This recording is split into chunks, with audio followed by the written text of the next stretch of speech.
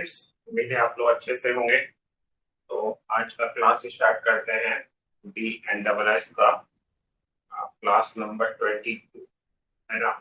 और chapter number 15 निकालिए। Chapter number 15।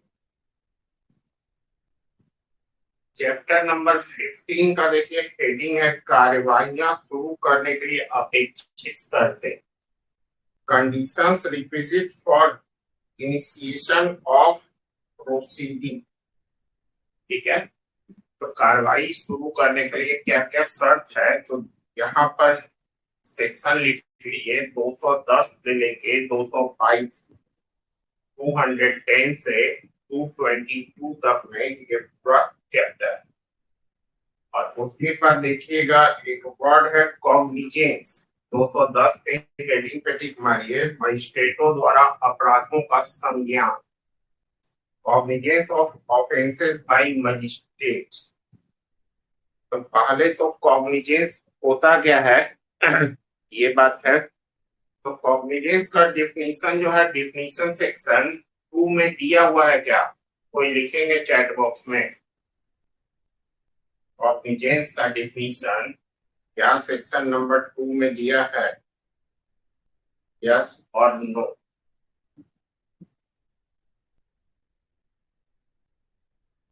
अच्छा ठीक है, हम सामने लिख ही दिए हैं बोर्ड पे, तो बोर्ड पे भी आप देख सकते हैं क्या लिखा हुआ। देखिए पहले कॉग्निजेंस वर्ड को समझिए कि कॉग्निजेंस क्या लिखा हुआ है। कॉग्निजेंस जो है not defining B and double S, ठीक है, लेकिन इसको डिफाइन किया गया है दो केस लॉ में, याद रखना। पहला है Ajit Kumar versus state of West Bengal, AIR 1963 SC supreme court का। दूसरा केस है Frank Dalton Larkins versus state 1985। ये दो केस लॉ में इसको डिफाइन किया गया। ठीक है, क्या डिफाइन किया गया है, तो इसका मोटा मोटी कहना यह है कि कोई मजिस्ट्रेट, याद रखिएगा कॉग्निजेंस जो है लिया जाता है ऑफेंस का, एक्यूज का नहीं लिया जाता। ठीक है, तो जब कोई मजिस्ट्रेट जो है किसी ऑफेंस का पहली बार जुडिशियल नोटिस लेता है। जुडिशियल नोटिस कहने का मतलब कि उसको किसी प्रकार से कोई नॉलेज होता है या इंफॉर्मेशन मिलता है कि कोई ऑफेंस किया गया है, तो मजिस्ट्रेट अपना जुडिशियल माइंड अप्लाई करके इस संहिता में जो प्रोसीडिंग अपनाना है उसको कार्रवाई करने के लिए अपना जुडिशियल माइंड को अप्लाई करता है। इसी को हम लोग बोलते हैं कॉग्निजेंस। ठीक है, दोनों केस लॉ में थोड़ा सा इंग्लिश में हम नहीं भेजे, हिंदी वालों के लिए हम मेंस का नोट्स भेज दिए हैं। इसमें क्वेश्चन आता है कि कॉग्निजेंस क्या है, मेंस में क्वेश्चन रहता है, याद रखिएगा कॉग्निजेंस क्या होता है। ठीक है, कॉग्निजेंस लेने का लिमिटेशन पीरियड क्या है। लिमिटेशन पीरियड का कहने का मतलब है कि किस तरह का ऑफेंस रहेगा, तो कितने दिन के अंदर या कितने मंथ्स के अंदर उसका कॉग्निजेंस लेना है। ठीक है, भले ही आगे आप पढ़ेंगे कि कुछ कंडीशन में कॉग्निजेंस लेने का लिमिटेशन पीरियड है वो बढ़ सकता है।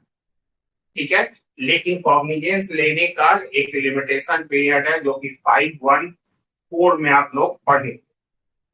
अब 519 में याद रखना है वो कब कब किस कंडीशन में वो बढ़ सकता है। ठीक है, तो ये क्वेश्चन है कि कॉग्निजेंस क्या होता है, उसका कॉग्निजेंस लेने का समय सीमा, लिमिटेशन पीरियड क्या होता है। और टेल क्वेश्चन अगर पूछा तो ये पूछ सकता है कि क्या session court direct original jurisdiction के तहत कॉग्निजेंस ले सकता है किसी ऑफेंस का।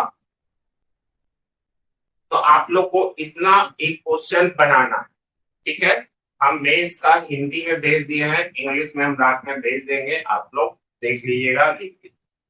ठीक है, तो अजीत कुमार वाले केस में बोला गया था जब मजिस्ट्रेट या न्यायालय किसी अपराध का इस संहिता में उपबंधित रीति से कार्रवाई करने के प्रयोग से पहली बार न्यायिक सूचना जुडिशियल नोटिस लेता है तो वह संज्ञान कहलाता है। ठीक है। इंग्लिश में क्या है? The term cognizance means to become aware of facts and to take judicial notice of an offence. ठीक है। और उसी तरह फ्रैंक डाल्टन वाला केस में क्या लिखा हुआ कि संज्ञान करने से अभिप्रेत है परिवाद में वर्णित तथ्यों पर आगे की कार्रवाई करने के लिए मजिस्ट्रेट द्वारा चित्त माने विवेक न्यायिक रूप से लगाया जाना। Frank Dalton Larkin versus state taking cognizance means इसके से बोला जाओ means judicial application of mind of a magistrate to proceed further on the facts mentioned in the complaint। तो ये याद रखना है। ठीक है। उसके बाद हम लोग को पढ़ना है कि कॉग्निजेंस किस किस कंडीशन में मजिस्ट्रेट ले सकते हैं। ठीक है। तो वो जो बेयर एक्ट में लिखा हुआ उसी को हम लोग लिखना है, तो उसी को हम लोग अब पढ़ेंगे। बेयर एक्ट निकालिए और 210 सेक्शन मजिस्ट्रेटों द्वारा अपराधों का संज्ञान। अब कौन सा मजिस्ट्रेट कॉग्निजेंस लेता है? क्वेश्चन ये भी है। तो 210 में देखिएगा फर्स्ट क्लास मजिस्ट्रेट कॉग्निजेंस लेते हैं। अगर सेकंड क्लास को मजिस्ट्रेट को लेना होगा कॉग्निजेंस तो उनको इम्पावर्ड कौन करेंगे तभी वो ले सकते हैं? तो सीजीएम का चीफ जुडिशियल मजिस्ट्रेट। तो देखिए क्या लिखा हुआ cognizance of offences by magistrate. First subsection क्या लिखा हुआ? Subject to the provisions of this chapter any magistrate of the first class, underline कीजिए, and any magistrate of the second class specially empowered in this behalf. अब subsection 2 under subsection 2 specially empowered कौन करेंगे? तो वहां देखिएगा 2 में लिखा हुआ CGM may take cognizance of any offence, offence underline की। इस अध्याय के उपबंधों के अधीन रहते हुए कोई प्रथम वर्ग मजिस्ट्रेट और उपधारा 2 के अधीन विशेषतया सशक्त किया गया कोई द्वितीय वर्ग मजिस्ट्रेट किसी भी अपराध का संज्ञान, ठीक है, अपराध का संज्ञान अंडरलाइन कर लिए निम्नलिखित दशाओं में कर सकता है।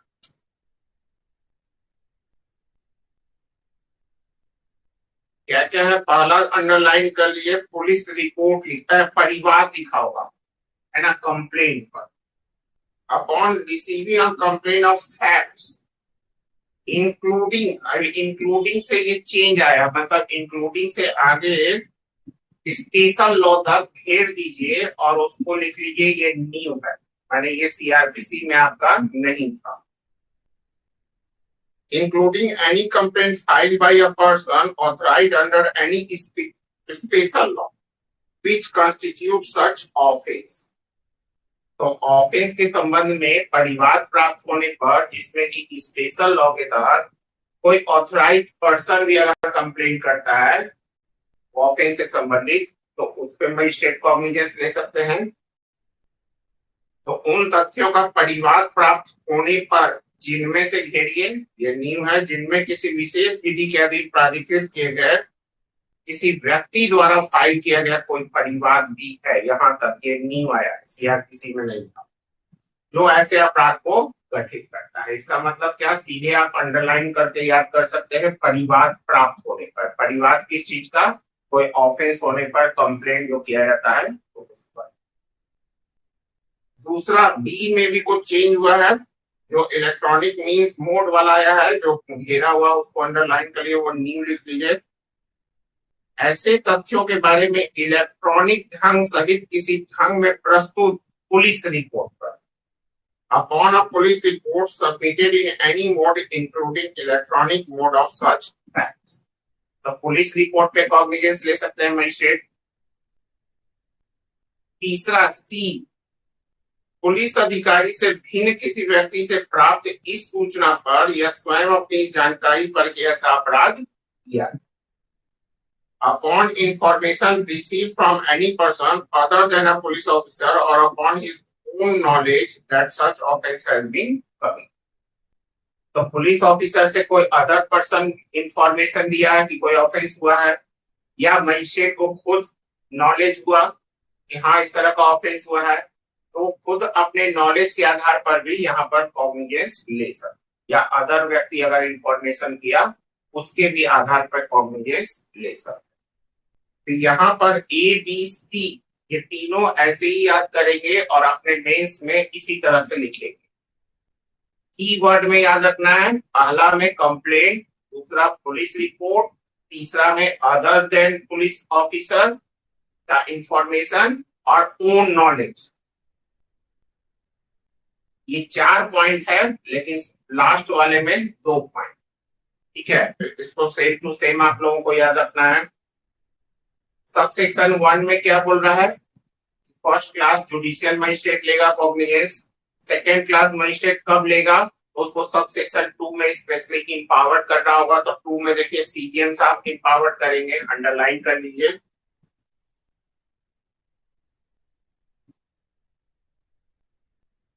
ठीक है, तो कॉग्निजेंस क्या होता है, किस किस सर्कमस्टांसेस में या किन किन दशाओं में लिया जा सकता है, यहाँ तक पढ़े। अब पहले आइए सेक्शन नंबर 213 में, अपराधों का सेशन न्यायालयों द्वारा संज्ञान। अभी हम बोले ना डिटेल क्वेश्चन आ सकता है। Cognizance of offences by court of session. देखिएगा इसमें लिखा हुआ है कि कोर्ट ऑफ सेशन जो है ओरिजिनल जुरिडिक्शन के तहत किसी भी ऑफेंस का कॉग्निजेंस नहीं लेता। ठीक है, ये जनरल। लेकिन अगर इस संहिता में कहीं पे प्रोविजन दिया हुआ तो कॉग्निजेंस डायरेक्ट ले सकता है। माने 2 एक्सेप्शन है इस जनरल रूल का, कि जनरल रूल है सेशन कोर्ट जो है ओरिजिनल जुरिडिक्शन के तहत कोई ऑफेंस का कॉग्निजेंस नहीं ले। उसका 2 एक्सेप्शन, पहला, इस संहिता में कहीं पे भी प्रोविजन दिया हो, और प्रोविजन कहाँ दिया हुआ है तो वहां पर लिख लीजिए 222 सबसेक्शन 2 स्पेशली 222 ब्रैकेट में लिखिए 2, और वहां जब जाके पढ़िएगा तो देखिएगा डिफॉर्मेशन।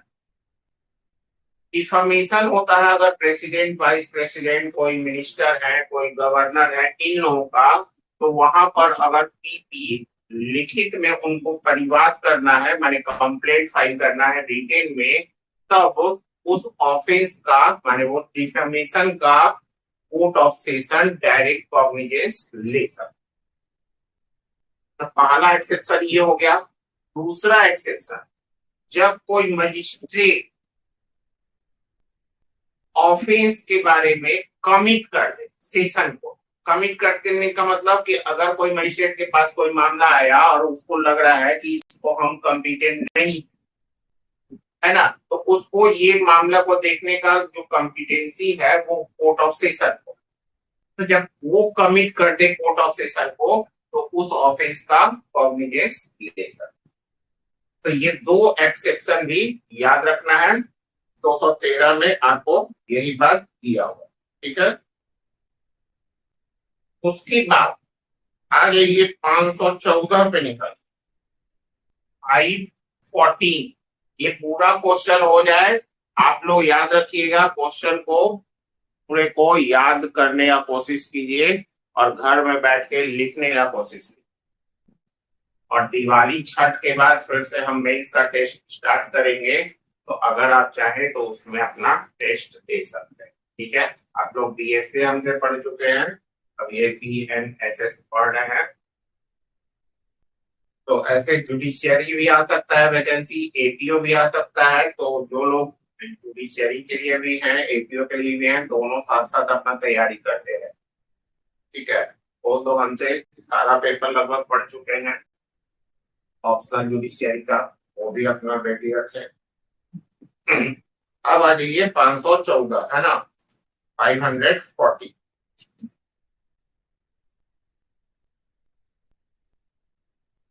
देखिए, परिसीमा काल की समाप्ति के पश्चात संज्ञान का version, part to take cognizance after lapse of period of limitation.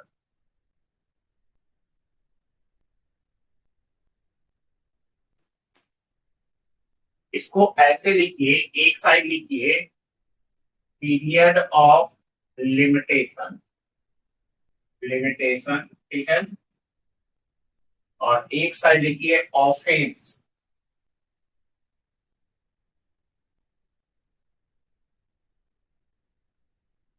तो पहला देखिएगा कि पीरियड ऑफ लिमिटेशन पहले में कितना है, 6 मंथ्स, है ना।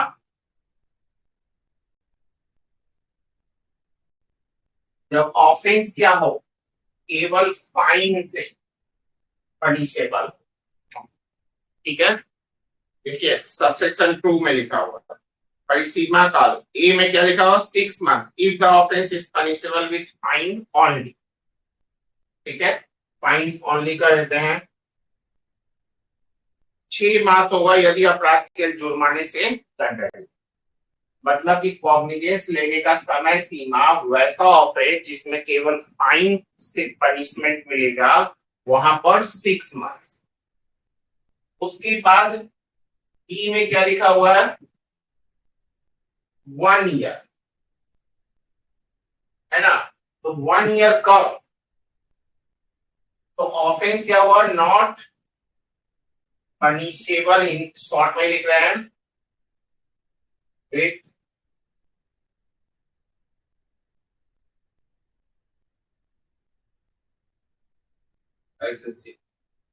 पनिशेबल विथ imprisonment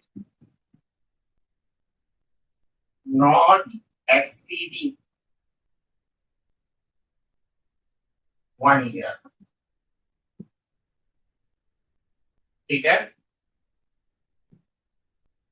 सीधे आप यहां पर अगर से नॉट एक्सीडिंग 1 ईयर, ये याद रखो। तो अगर ऑफेंस ऐसा है जिसमें पनिशमेंट 1 वर्ष तक का ही कारावास मिल सके, नॉट एक्सीडिंग 1 ईयर यानी 1 ईयर तक मिलेगा, तो उसमें पीरियड ऑफ लिमिटेशन क्या है, 1 ईयर, माने कॉग्निजेंस उसमें लेने का समय सीमा कितना है, 1। सी में देखिएगा लिखा हुआ है 3 इयर्स,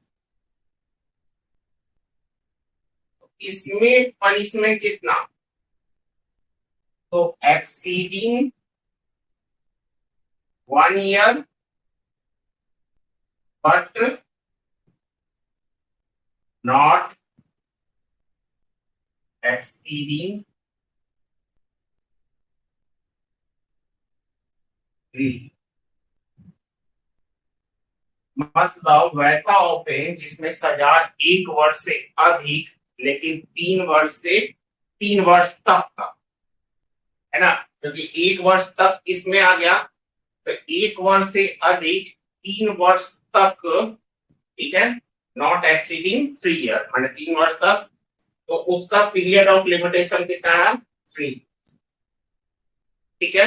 लेकिन अब 3 ईयर से ऊपर का अगर पनिशमेंट देने वाला कोई ऑफेंस है, तो उसमें पीरियड ऑफ लिमिटेशन क्या लिखा हुआ, कुछ नहीं लिखा हुआ है। इसका मतलब यही हुआ कि डी में आप लोग लिख सकते हैं कोई समय सीमा नहीं, नो लिमिटेशन। अगर यहाँ पर लिख सकते हैं ऑफेंस कितने से पनिशेबल है, एक्सीडिंग 3 इयर्स। तो अगर 3 वर्ष से अधिक के कारोबार से दंडनीय कोई ऑफेंस है, अपराध है, वहां कॉग्निजेंस लेने का समय सीमा निर्धारित नहीं, ठीक है। अब 500 ये कहां पढ़ रहे हैं हम लोग, 514। अब निकालिए 519, सेक्शन नंबर 519। ये जो लिमिटेशन है समझिए, 514 का समझिए 2 में 519 में देखिए हेडिंग क्या लिख रहा है, extension of period of limitation in certain cases, कतिपय मामलों में परिसीमा काल का विस्तारण। देखिए वहां पर दिया हुआ, अंडरलाइन कर ले, यहाँ से, if it is satisfied on the facts and in the circumstances of the case that the delay has been properly explained, यदि मामले के तथ्यों या परिस्थितियों उसका समाधान हो जाता है कि विलंब का उचित रूप से स्पष्टीकरण कर दिया गया।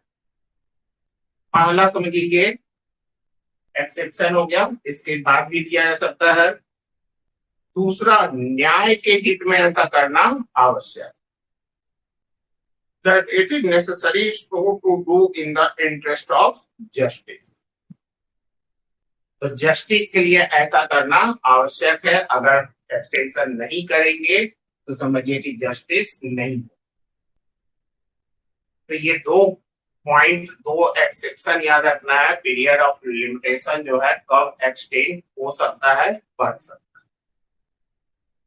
ठीक है, तो इतना आप लोगों को मेंस के लिए ये कॉग्निजेंस पे तैयारी करना है। ठीक है, और ये कोशिश कीजिए कि आज रात से लेके कल तक में, कल क्लास के पहले तक याद हो जाए। ठीक है, एक